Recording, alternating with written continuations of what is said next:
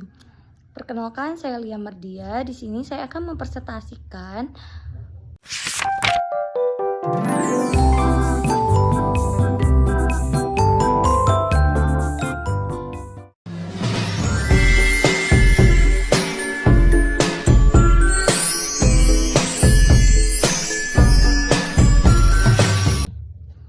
besaran satuan. Besaran dalam fisika dapat diartikan sebagai sesuatu yang dapat diukur serta memiliki nilai besaran besar dan satuan. Sedangkan satuan adalah sesuatu yang dapat digunakan sebagai pembanding dalam pengukuran. Satuan Internasional atau SI merupakan satuan hasil konferensi para ilmuwan di Paris yang membahas tentang berat dan ukuran. Berdasarkan satuannya, besaran dapat dibedakan menjadi dua, yaitu besaran pokok dan besaran turunan. Besaran pokok. Besaran pokok adalah besaran yang satuannya telah didefinisikan atau ditetapkan terlebih dahulu, yang terdiri sendiri dan bersifat bebas atau tidak tergantung pada besaran lainnya. Besaran pokok bisa kita lihat di tabel berikut. Besaran turunan. Besaran turunan adalah besaran yang satuannya diperoleh atau diturunkan dari besaran pokok. Satuan besaran turunan disebut satuan turunan dan diperoleh dengan menggabungkan beberapa satuan besaran pokok. Berikut merupakan beberapa contoh besaran turunan beserta satuannya. Bisa kita lihat di tabel berikut. Selanjutnya adalah pengukuran.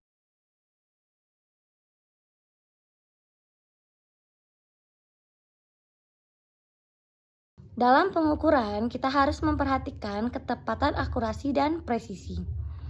Akurasi adalah tingkat kedekatan hasil pengukuran dan nilai sebenarnya atau nilai standar yang sebenarnya. Artinya, semakin dekat hasil pengukuran dengan nilai benar, maka pengukuran tersebut semakin akurat. Kemudian ada presisi. Presisi adalah tingkat ketelitian atau konsistensi hasil pengukuran yang dilakukan berulang kali. Artinya, jika hasil pengukuran dilakukan beberapa kali dan nilainya hampir sama, maka pengukuran tersebut adalah presisi. Ketepatan dan penelitian dalam pengukuran bisa dilihat dari gambar berikut.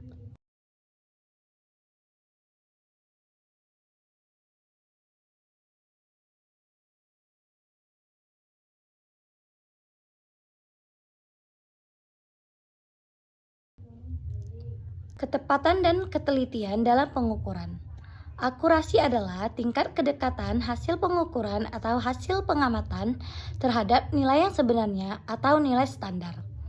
Semakin dekat hasil pengukuran dengan nilai sebenarnya, maka semakin tinggi akurasinya. Pentingnya akurasi adalah: 1. Menjaminkan keandalan data-data yang akurat, menghasilkan keputusan yang tepat dan dapat dipercaya. 2. Meningkatkan kualitas kerja dan penelitian. Hasil yang akurat mencerminkan ketelitian dan profesionalisme. 3. Menghindari kesalahan besar dalam bidang seperti kesehatan, teknik, atau keuangan. Ketidakakuratan bisa berakibat fatal. 4. Menjadi dasar evaluasi dan perbaikan data yang akurat, membantu menentukan langkah perbaikan yang tepat. Selanjutnya ada presisi. Presisi adalah tingkat ketelitian atau konsistensi hasil pengukuran yang dilakukan berulang kali terhadap objek yang sama. Suatu pengukuran dikatakan presisi jika dihasilkan atau mendekati nilai yang sama meskipun belum tentu mendekati nilai sebenarnya. Pentingnya presisi adalah sebagai menunjukkan ketelitian alat dan pengamatan. Presisi menggambarkan kemampuan alat atau orang yang mengukur untuk menghasilkan hasil yang konsisten. 2. Meningkatkan kepercayaan kata data. Hasil yang dipresisi menunjukkan bahwa pengukuran dilakukan dengan cara yang benar dan stabil. 3. Untuk perbaikan akurasi. Dengan presisi yang baik, kesalahan dapat dikoreksi lebih mudah dan mencapai akurasi tinggi. 4. Penting dalam penelitian dan industri. Dalam laboratorium, produksi, atau eksperimen ilmiah, presisi menghasilkan hasil dapat diulang dan dibandingkan.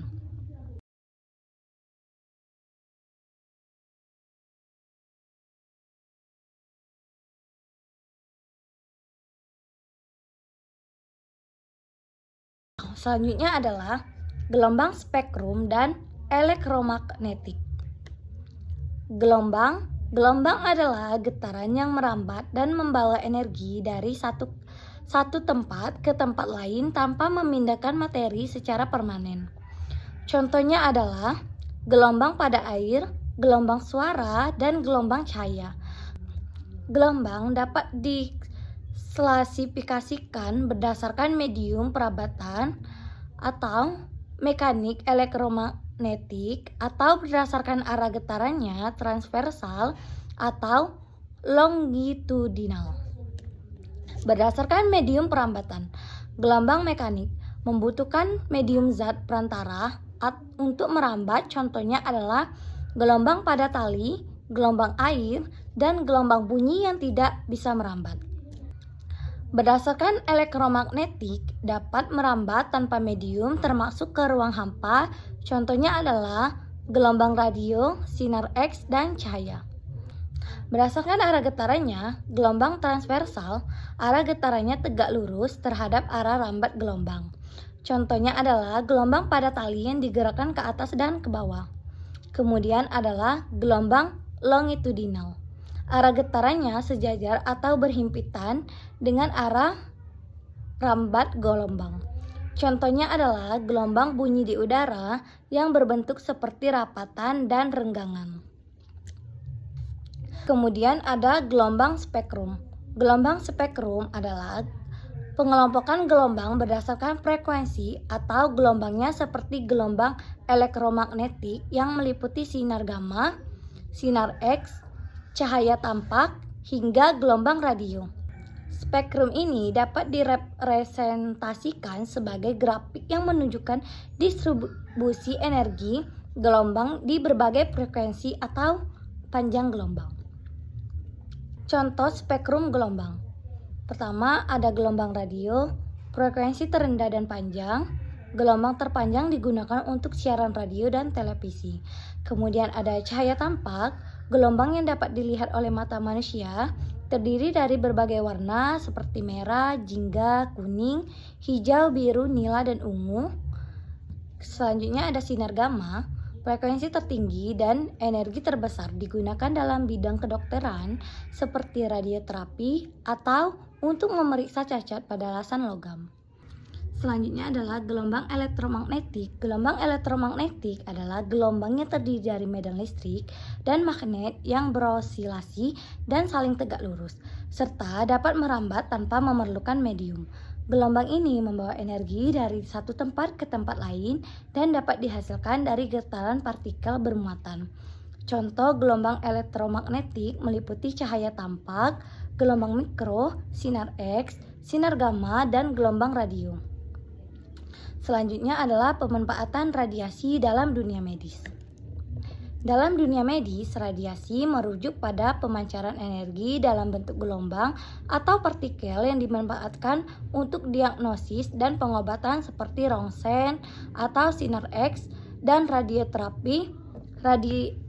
Radiasi juga digunakan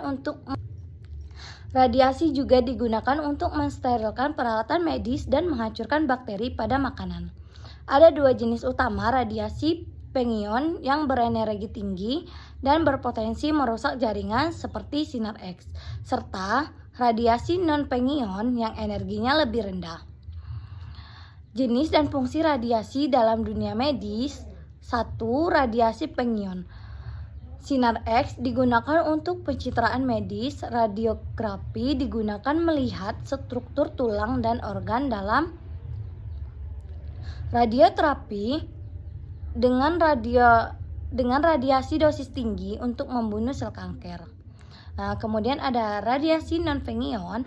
Gelombang radio dan mikro digunakan dalam MRI dan terapi untuk memanaskan jaringan. Cahaya tampak inframerah digunakan sebagai alat medis dan terapi. Salah satu contoh sinar X atau rongsen digunakan untuk mengambil gambar tulang pada organ. Salah satu contoh sinar X, rongsen digunakan untuk mengambil gambar tulang dan organ dalam seperti rongsen umum, mamografi, dan rongsen gigi. CT scan menghasilkan gambar irisan tubuh secara 3D dengan menyatukan beberapa citra sinar X memberikan detail yang lebih luas.